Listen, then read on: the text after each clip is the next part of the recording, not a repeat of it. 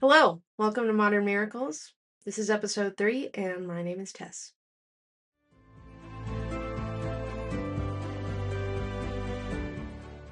So I was talking to my biggest fan, my mom, about this show, and she said she was shocked that there were that many miracles, that I could do one of these once a week for who knows how long. And part of the reason for that, one, there are just a lot of these miracles, of varying types. And one of the big reasons is because every saint that is canonized by the Catholic Church has to have two miracles approved, investigated and approved to have them canonized.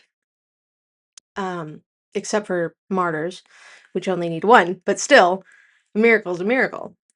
Um, so today we're going to be talking about one of those miracles that was considered, a saint miracle.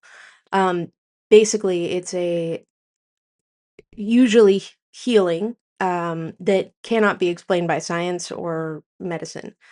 Um, and this miracle in particular was the final miracle to used to canonize Saint Mother Theodore Guerin. This occurred in 2001. There was this man named Phil McCord, who was the facilities management director of the Sisters of Providence of St. Mary of the Woods, which is a religious community founded by Mother Theodore.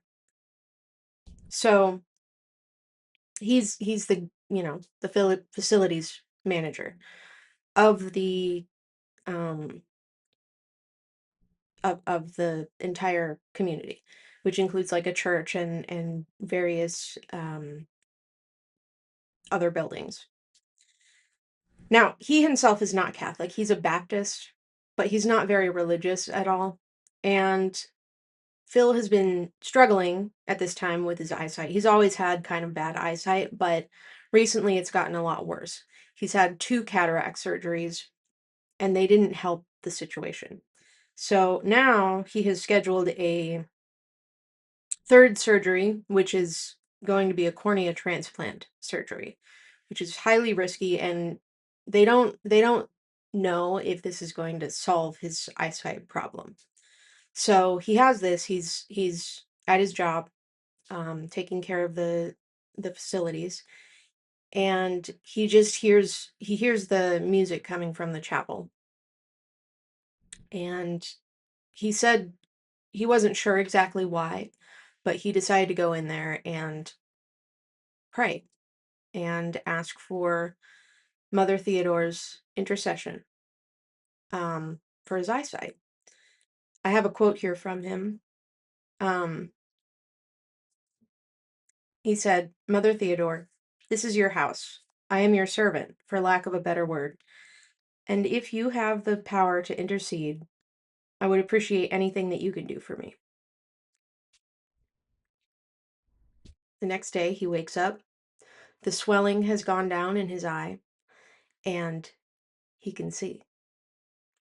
He went to the doctor, to his ophthalmologist, and they look at it and say, "You don't need surgery. Your eyesight is fine." He was completely healed. Um, yeah, incredible. So he takes this. Obviously, he's overjoyed, and eventually tells the sisters at the parish what Mother Theodore, has done for him. I'm gonna break down the investigation, because it is thoroughly investigated.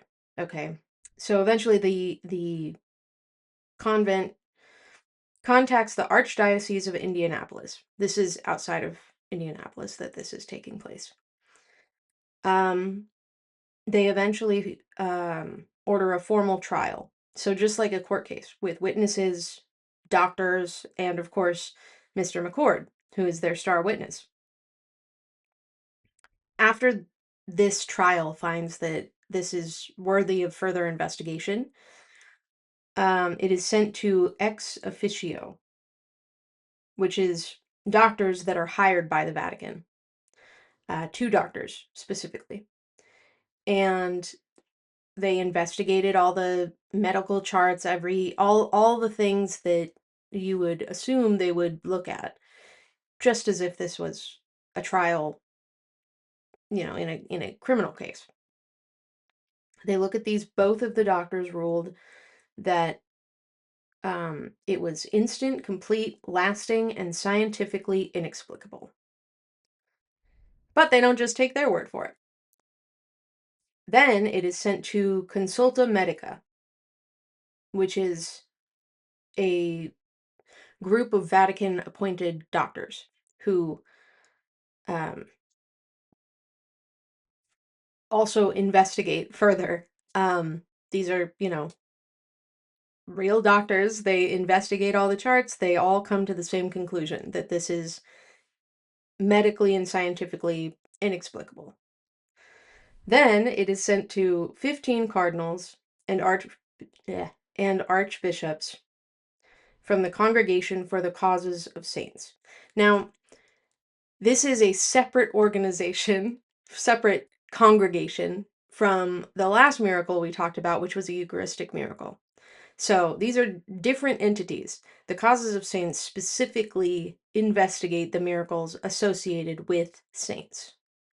So these guys, also containing doctors and scientists and people who have done investigations like this before, they investigate, they analyze, they look at all the facts and talk to all the people, and they declare that this is a miracle, officially. It is then sent along to the Pope for canonization, because this was her second miracle attributed to her.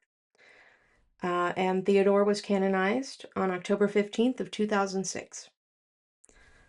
And that's the story of this miracle. Yeah.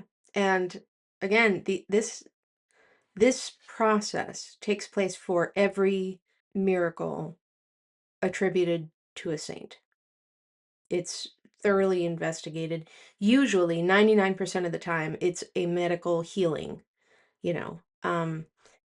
And of course, the first witnesses are the doctors of the patient. They're not necessarily Catholic doctors. Um, so when you start there, it's kind of, and then you have all this investigation. It's kind of more inexplicable that it would be false, if that makes sense.